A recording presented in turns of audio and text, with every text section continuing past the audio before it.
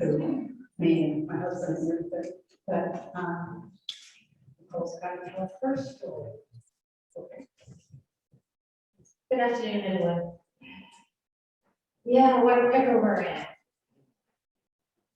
Everyone has a COVID story. Everyone. And I'm traumatized, I feel. So let me start. I assume most of you know my story, but let me just do the 30-second version. I was given these shots at the beginning. Even though I knew this was a really fast rollout, I wasn't comfortable. We didn't know anything about mRNA technology. I had never heard of an mRNA vaccine. So, of course, I had to go on a mission, and I started digging. And when you do that, well, there's all kinds of information out there if you know where to look. And that's where I learned my first big red flag, which was no mRNA vaccinated clinic trials with animals. No animals survived those studies. None. The ferrets, the cats, the mice. And I'm sure there's several other species. But they all were injected with this technology. They've been working on this for decades. But they would initially get this shot, and I'm sure that there were some that had more immediate reactions, much like we're seeing in general. But for the ones that were healthy, and ones that if they could say, I got mine and I'm fine, well, they were re-challenged with another type of coronavirus that is out and about in the natural setting. And that's when these patients, these little animal patients, the antibodies they created, they knew to attack it. And unfortunately, it turned into a cytokine storm. We've heard that with COVID. And these little animals were killed. I mean, they contracted COVID, the body overreacted, and all of those animals died. So we haven't fixed that problem for these animals, but let's just roll it out to the humans. And that is exactly what's going on. So we roll this out to the humans, and then we don't share the bad and the ugly of everything. They know how to censor and put out a really good story. And to this day, they'll tell you how safe and effective this shot is. So safe and effective that, hey, we have now just rolled out the vaccine program for kids ages 5 to 11. So I have a few things to say about that. I digress. I should say that I didn't like giving these shots. But when I started, I was confused because I had a corporate entity telling me what to do. I had professional organizations also telling me the wonderful, glorious nature of these shots and what they're going to do to stop the spread and stop COVID. Okay. And then I had patients. And initially, if you recall, those that were greater than 75 years old, which affected mostly those in the nursing home and assisted livings, those were the first people to get these shots. So fortunately, my pharmacy and we were not involved in the rollout and administering these shots at the beginning. And I'm really grateful for that because I went home. I was on a long work break. I had 4 or 5 days off. But I came home, came back to work, and I had 5 death notices sitting on my counter. No, I know, it's an elderly population. I understand, people die, I get it. I've been doing, we've been servicing many assisted livings in town for years, a decade. So I know that they can die, but I have never had 5 patients die within 3 to 7 days of getting their first COVID shot. It continued because all the assisted living and nursing homes weren't all done at once. And to be clear, I really didn't have any information from the nursing homes because my experience is dealing with assisted living. But I can tell you that just in a very short period of time, I am 100% confident that 12 patients died from this shot within 3 to 7 days of being injected that were in the assisted living. There are other people that have passed away, but I did not know the cause. I did not know when they got the shot. I didn't know enough information to stand here and be able to, you know, on a judge's chamber to swear and take note. I don't know, but I feel confident with 12. So then we move forward a little bit, 65 and older. So many people at the counter are just giddy and they're upset because they want to be at the front of the line. They didn't quite fast enough and everyone is scared. So we have these folks all lining up and they want it and they want it and they want it. And it's the thing to do. So these are my patients now. These are ambulatory. These are people I've known for a long time. I know their stories. I know their first names. We go by first names. I know these, you know, their kids and I'm part of their community here in this town. So I can tell you, once that rolled out, within the first couple of weeks, I started getting prescriptions from these patients or family members, and they were for things like blood thinners and blood pressure medications, diuretics, or water pills. So when you get a prescription, I mean, there's a lot I can tell. You know, I've been around a while, and I know that Eliquis, for example, is used for patients who have had a clot or a stroke, a heart attack of some kind. It's very popular. It's probably the #1 anticoagulant type medication out there right now. And just as an aside, it's Bristol Myers Squibb and Pfizer that own Eliquis. So they'll get you one way or another.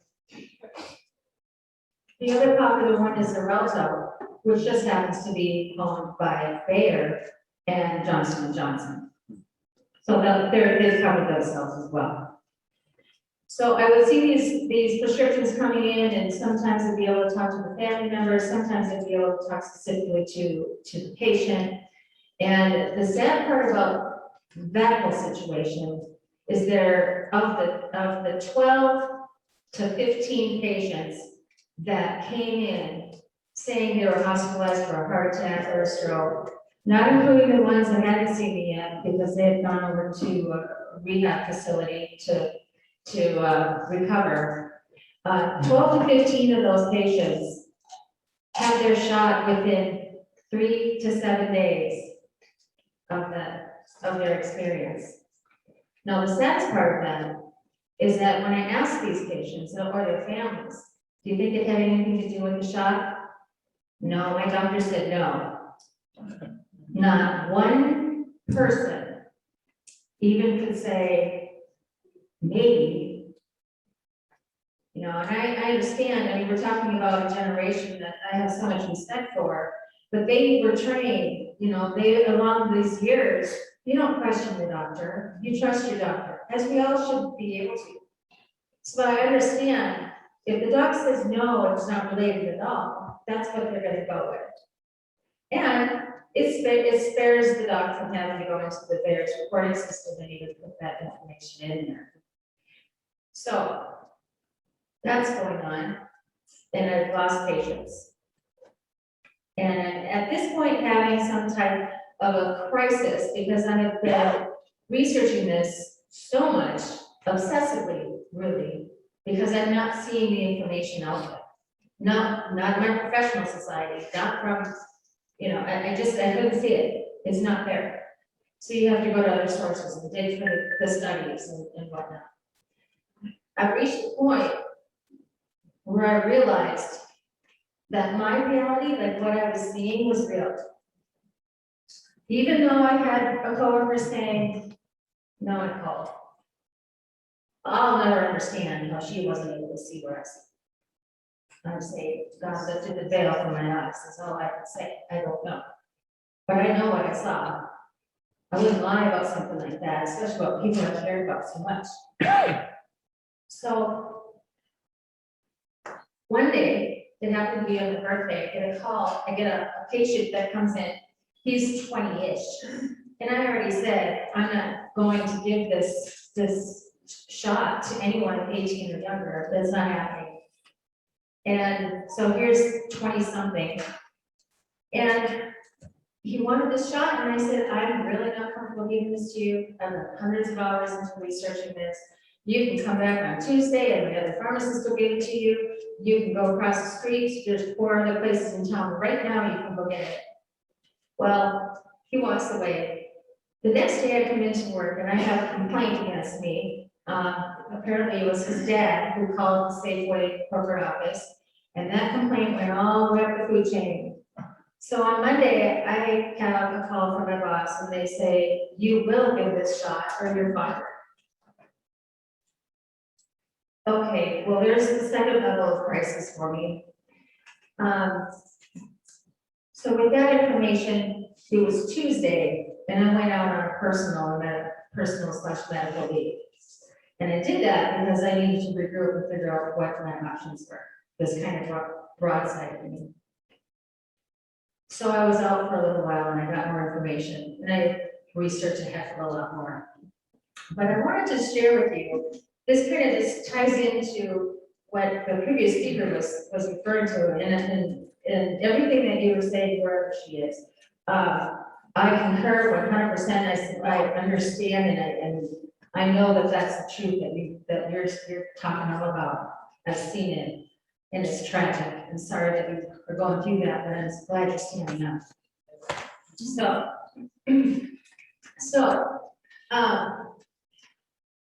I had sent an email, and this just kind of goes to show you what kind of space, people are like, well, why didn't you quit earlier? Or, I mean, I get all kinds of people say all kinds of things. Well, you have to be in a situation that's complicated. Anyway, I sent an email to my employer. Hi, I just have a couple questions in regards to some recent events at work concerning the COVID shot and expectations for pharmacists to administer it. In light of the recent customer complaint that I would not administer the shot, I must say that's not entirely accurate, as I was by myself on a Saturday. However, considering that there is no informed consent provided with any of these shots, I do try to provide informed consent based on the many hours I have into my personal research about these shots. As a seasoned 21-year pharmacist, I am committed to follow the oath taken to do no harm. I'm increasingly alarmed at the number of deaths and adverse effects experienced not just in the U.S., but globally. I personally know several patients and a dear ex-coworker that died within days of receiving this safe and efficacious vaccine. Based on my professional experience, research, and true love and concern for my patients, I am deeply concerned as there is definitely a disconnect between what is being seen in practice versus the reports from mainstream media outlets. My patients are loyal because they trust their clinical judgment. After all, I've known many of them for a dozen years. I cannot in good conscience jab my customers based on the number of casualties already reported worldwide. So my question to you is giving this shot a condition of employment, even if it goes against a professional judgment or personal beliefs? After my conversation with blank, I am feeling that there's not interest from the Safeway, call what it is, to provide any kind of reasonable accommodation. Is this true? I am well beyond any point of being convinced or persuaded to change my views. So I guess a simple yes or no will suffice. I fully believe that this shot is more dangerous than the virus itself, nor do I believe this inoculation provides efficacy, aka benefits, that exceed the harm being reported across the world. It is one thing to contemplate getting this shot on a personal level. But to give this shot, knowing there is potential to cause great harm in its recipients, is the stuff my mind lies awake and prays about. It's been a source of great stress and duress, as I believe I would be injecting poison to those I care about most. It has caused my physical and mental health to deteriorate, and as such, I'm now on a medical leave to address the multitude of health issues I'm experiencing. Bottom line, is administering this shot a condition of my employment? If it is there a reasonable accommodation that can be made to honor my professional judgment and personal beliefs? Respectfully, Nichole Belland, Form B.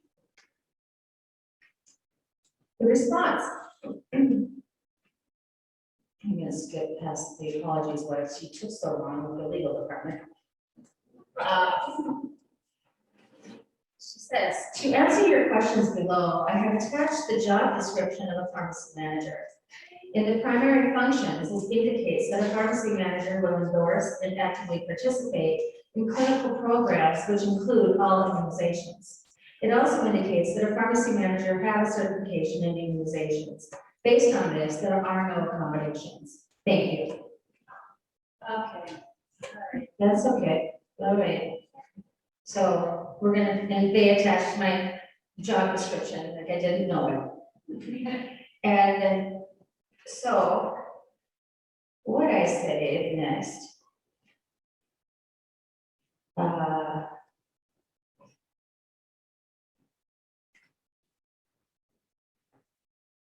I saved it so it could like somehow fall off of Google.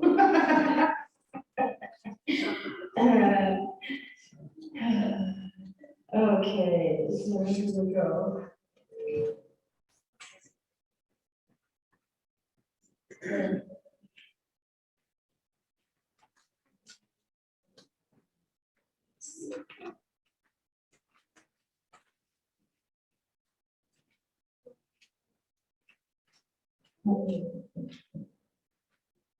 That I love on my screen. Okay.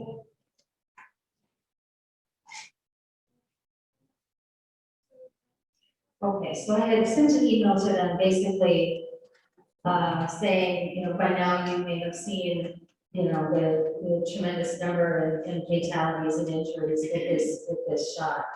So, have you made any changes in your decision? So, their response was, my apologies for the delay in responding to your most recent email. I thought I had previously provided clear and responsive answers to your questions regarding your job duties and responsibilities and whether you are entitled to any workplace accommodation. To be clear, the following is the company's position. Based on the information you have provided regarding the reasons why you object to administrating the COVID-19 vaccine to our customers, the job requirement of your position as a Safeway pharmacist manager, you are not entitled to, and the company is not obligated to provide you with any workplace accommodation at this time that would relieve you of the responsibility to administer inoculations of the COVID-19 vaccine as part of your job duties. Your personal views regarding the lack of scientific efficacy of the vaccines are not the views or opinions of the company.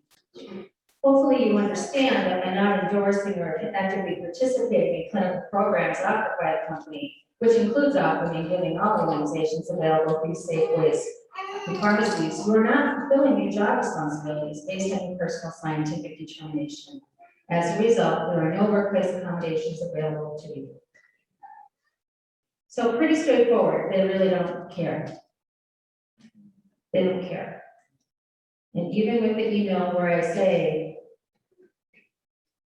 even though there is no informed consent, even though there is no information as to what I'm injecting into someone's arm, even though I have seen people die, even though I've been with your company for 12 years,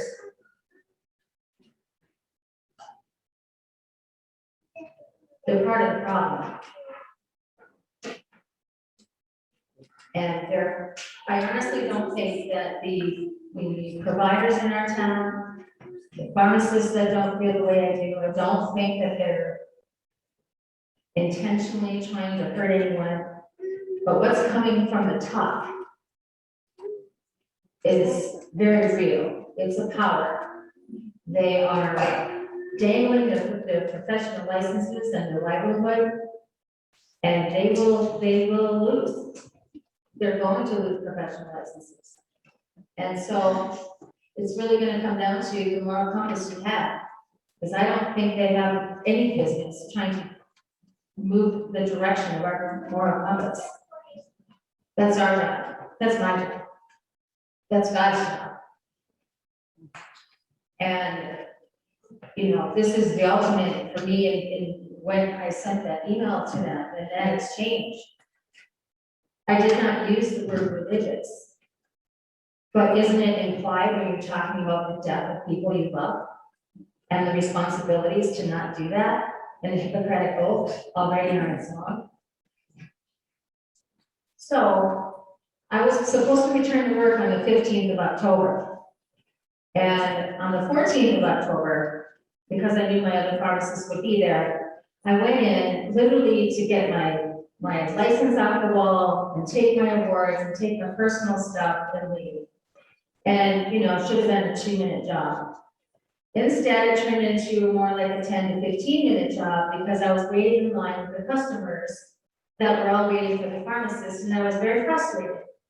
I worked so hard at my job. Some of you know me, some of you know long hours I've put in, some of you know how hard I try to take care of people. And I would say, you know, more than a pharmacist, I was a patient advocate, and we figured it out. We take care of the problems and we figure it out. And so standing in that line with 8 to 10 people behind me, who were all customers that I knew and cared about, all standing there waiting for the pharmacist. It really upset me. Like, I wasn't gone that long. Our service shouldn't have gone that bad. People were not being taken care of, and I was ticked off. So it left me and I was angry. I was just angry at the whole thing.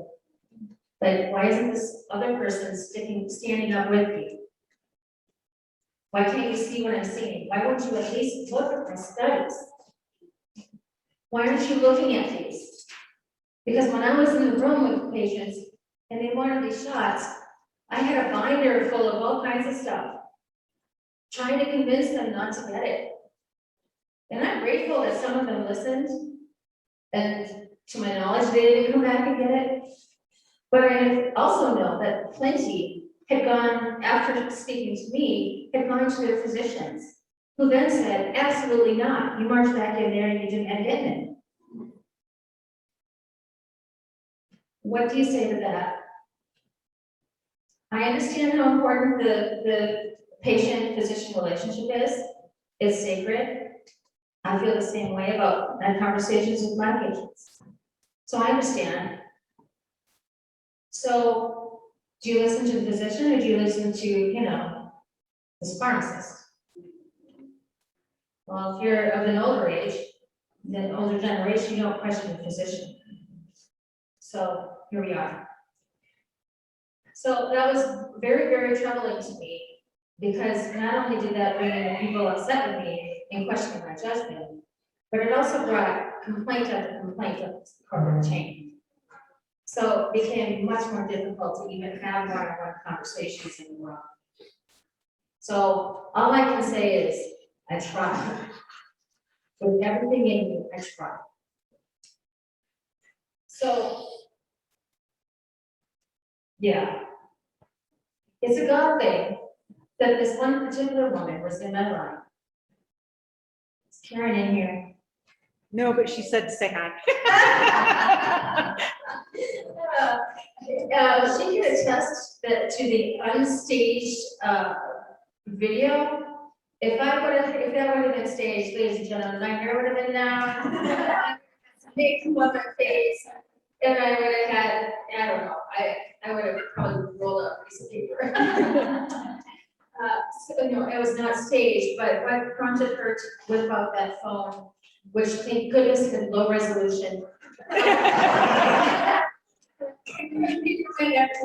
It went everywhere. And you know, shocked and just, you know what it did. When I made that declaration right then and there, I had already known. I didn't have a job lined up. I knew that I wouldn't ever be able to get a pharmacist job in this town after it. But I knew that it was the right thing to do. And I also know that God provides. God absolutely provides.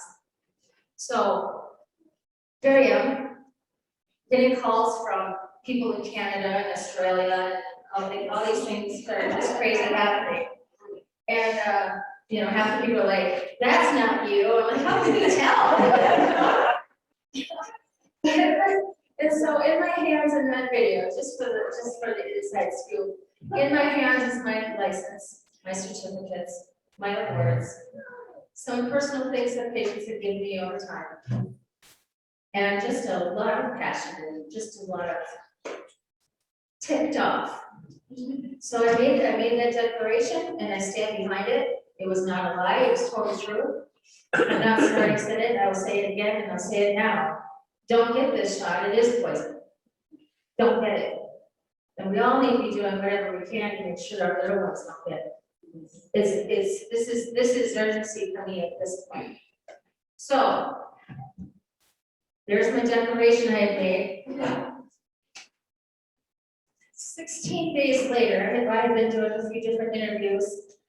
And 16 days later, I was offered a job. I didn't ask for one, but I was offered a job that basically they said, here's a mic, use it.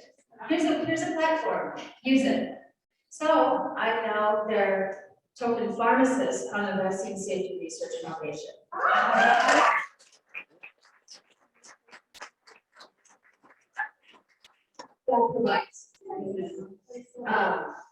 So I encourage anybody who is staring at mandates, you cannot be in fear. You truly have to trust God. And had I not walked out had I not had that faith in walking out, God would not have shown me. Like, we have to step out on our faith, and He rewards that. And I'm a living, breathing example of that, and I'm just sort of floored by it. But the opportunity to reach a lot of people is now in my reach. So my first task with the Vaccine Safety Research Foundation, by the way, you can reach them. They're rebuilding a whole new website, but it's vacsafety.org. So it's VAC safety.org. It's org because they are a nonprofit organization. Vacsafety.org. And be patient with them a little bit. We're redesigning the web page because they didn't expect to have a pharmacy page on it. So they've been very accommodating. So in the last couple of minutes, because I know because first of all, I'm a grandma. I tend to like my grandkids, one of my own kids. And I try to say that out. You know what you're talking, you all know what I'm saying. I know you do. So I just wanted to tell you, this is a draft that I've proposed to go to, there's a large number of physicians that are involved in this site. People by the names of Dr.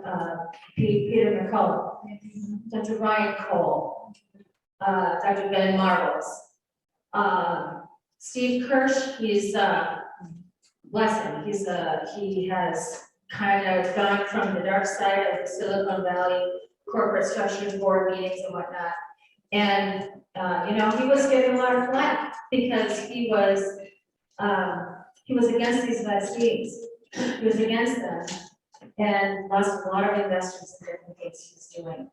So, if anyone saw one of the first interviews that I did with Steve Kirsch, he's very, very, very passionate.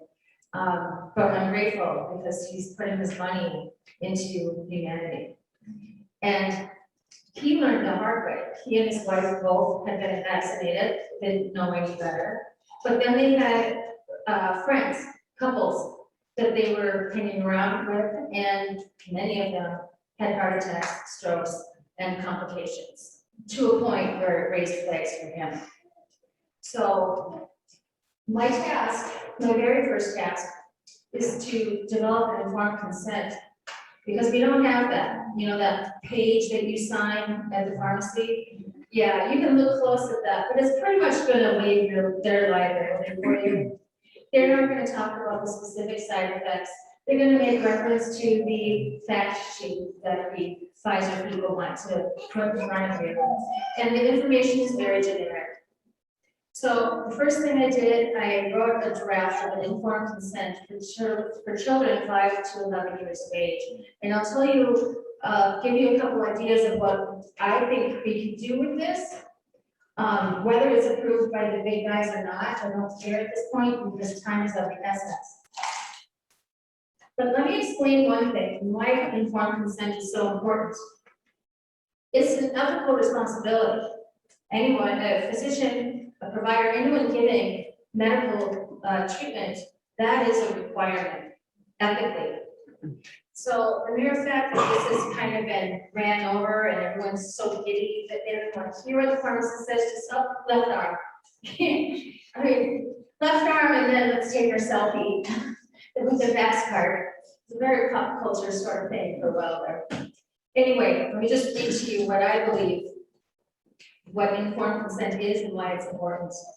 The process of obtaining informed consent and its documentation is widely considered in healthcare as an ethical requirement to ensure a patient maintains his or her right to choose or not to choose a procedure or treatment for their body, only after being informed of potential risks and benefits.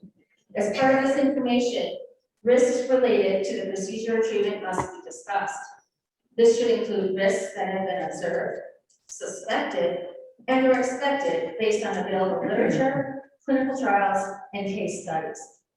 This is especially true when beginning a new medical treatment, being part of a clinical trial, or when the procedure or treatment is controversial in nature.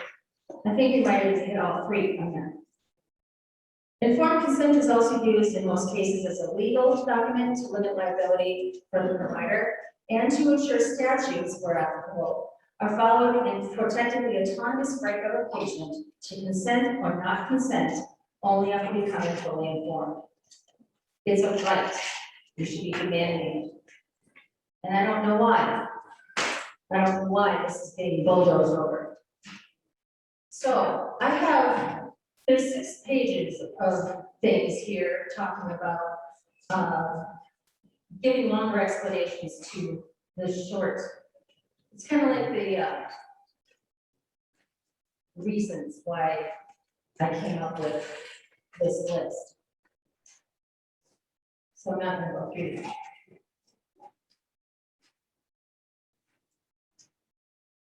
All right, here we go. I want to give you copies of this, but I'm praying that they give me the blessing so that I can stamp all kinds of stuff over it. And if they don't do it in like literally the next like 24 to 48 hours, I'm just rolling with what I got. It's, buses are rolling around. Okay. All right. Today. That's right. Today.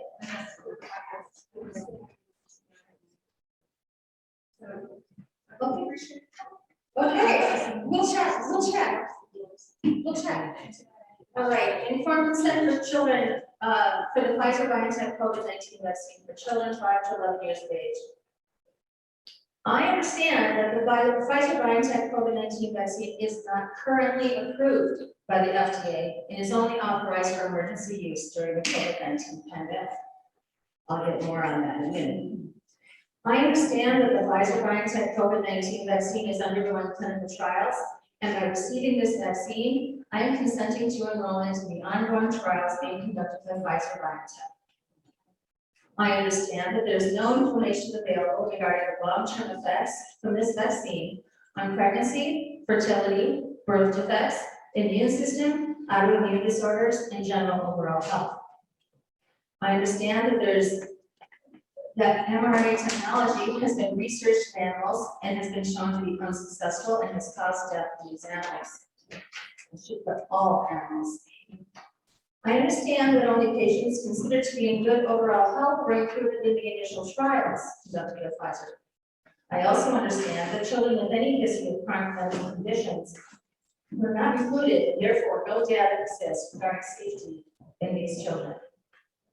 I understand that the use of mRNA technology on humans, especially as part of a global vaccination campaign, has never been used before.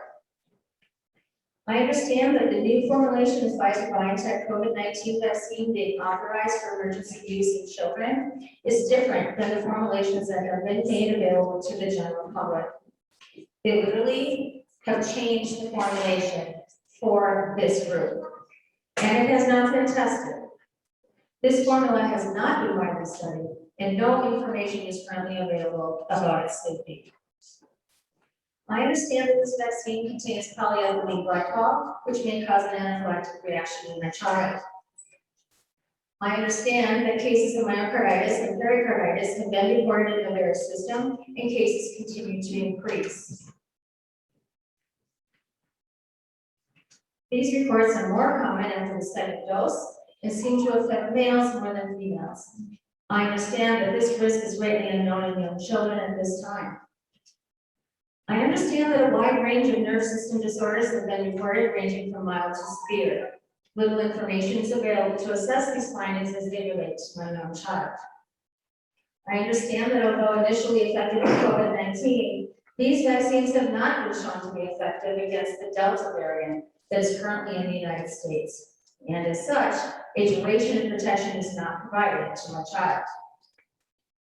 I understand that there are effective, well-tolerated treatments available should my child get COVID-19. I also understand that these treatments have reliably kept thousands of patients out of the hospital, especially when treated early. I understand that upon administration of this vaccine, my child's information will be reported to my state's immunization reports. I have been given a chance to ask questions and discuss my concerns with my provider or vaccine administrator. I feel comfortable in my understanding of the information provided to me to make an informed decision on behalf of my child. I understand under the EUA, there is an option to accept or refuse receiving the vaccine. Should I not decide to have my child receive it, it will not change my child's standard medical care. That's straight from Pfizer's batch. We'll see how long that lasts. So, when writing that, and the explanations for all that is in the previous documents, this is the page that I feel is really important. As these people are trying to say, you are giving implied consent because you sent your child to school. That is disgusting. But they are sneaky and we are at war. So that is true. Yes. Yeah. Yes. Yes. And in the 12 to 17-year-old population, a $100 gift card is looking pretty sweet. Looks pretty nice. So I told my grandson, he's up in the Thornton School District. I said, Jordan, I will give you 4 times. I will give you 4 Walmart gift cards for you to be able to be brave enough to stand up, excuse yourself, and go to the bathroom, do whatever you need to do, and then get out of that school, run to the next building, and call your dad, who happens to be a cop and can be there really quick. But honestly, I mean, I say that, but he's not a leader. And if you have the National Guard in their uniforms, standing there protecting the next leaders, I don't think at the age of 12 I would have enough guts to stand up for myself. It's coercion at minimum. So what I was thinking about this informed consent, it says, yes, I voluntarily request that the vaccine be given to my child listed below, and that I am the parent and/or I have the legal authority to make medical decisions on their behalf. Underneath that is the no, I decline this vaccine for my child at the present time, and expressly prohibit vaccination for my child without my physical presence and/or a newly signed informed consent document obtained. And then you have a child name, birthday, parent signature, the printed name, and the date signed. Now, it seems to me that this would be a really good way, a really perhaps effective argument to make, because the school boards aren't going to want to leave them silly, right? For parents to be able to say, we demand this be used. We demand it. We refuse implied consent. Anything else is coercion. If a parent isn't around, especially in the 5 to 11-year age, there's no way they can comprehend the lies that are coming from these people when they've got bright, shiny Walmart cards to their disposal. So I'm working on the very final version. You're on the hot seat, so what I'm hoping for is to have this finalized and push this out to every mama bear group out there, every group that has been working with getting school board officials elected. I mean, you're all still in contact, you know who other contacts are, and it will not be, I fully believe, obviously it's not the government that's gonna be helping us. Nor are we gonna be the providers, because they've been handcuffed. They haven't been muzzled, but maybe they'll still find their voice. It's gonna be the pissed off parents. And when we see little ones dying at the rate that we've already seen in just the teens, we have to do something. And I just feel like this is one way where we can keep things transparent. Because they're sneaky. So, considering as of the 22nd of October on VAERS, there were 17,619 deaths. Okay, we'll just talk about deaths. There's been research done. Steve Kirsch has been working really hard, and we've known forever that the VAERS system underreports. And they say anywhere from 1 to 10% underreporting. Well, in this case, they have done the statistics and done the research, and they say that all these numbers on VAERS, you can just go ahead and times by 41.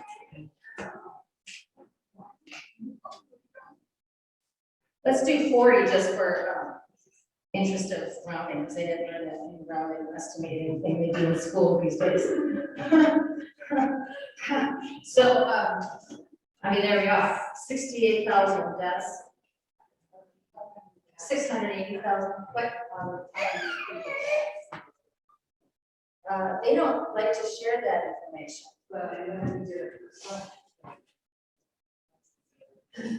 Yeah, they have it. It's just not on the slide that I have it in person.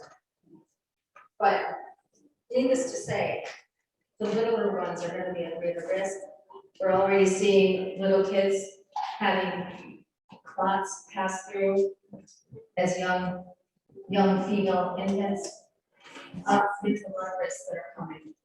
So that's my work and what I'm working on. And I assume that you have some type of mailing list or something. Yeah. And I want your information right away for this thing tonight.